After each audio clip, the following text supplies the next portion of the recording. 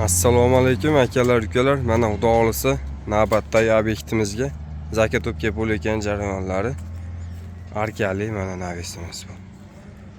Arkamizni eni 10 metr, uzunligi 20 metr obyekt bo'lyapti. Mana shu ko'rinishlarda tayyorlab o'rnatamiz. Kimda shunaqa joylar bo'lsa, ekrandagi nomerlarga aloqaga chiqishlaringiz mumkin. Xizmatlarimiz O'zbekiston bo'ylab har xil turdagi o'lchamdagi katta zdaniya, zavod, fabrikalar ustlarini 24 metr, 25 metrgacha bez ustini yopib beraveramiz. Mana bu xorilarda. To'rttalik mana. Mana shu ko'rinishlarda bo'ladi. Materiallarimiz har doimgidek konteyner profildan bo'lgan materiallar.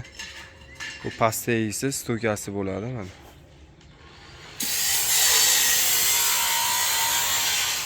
Hozir yana bitta zakat o'pganimizni sizlarga ko'rsatamiz.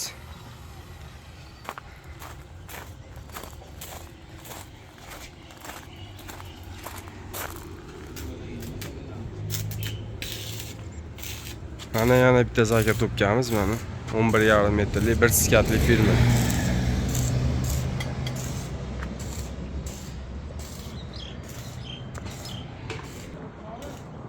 O'n 30 uzunligi obyektimizni o'zimiz uyda tayyorlab, olib o'rnatib beramiz.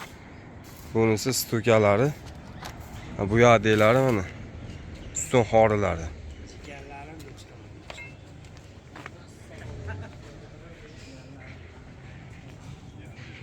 Mana shu ko'rinishlarda bo'ladi ustun xorilari. Mana rekalari.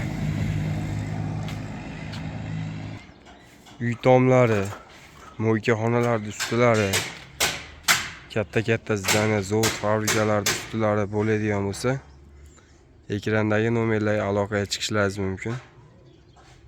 Bizning xizmatlarimiz O'zbekiston bo'ylab.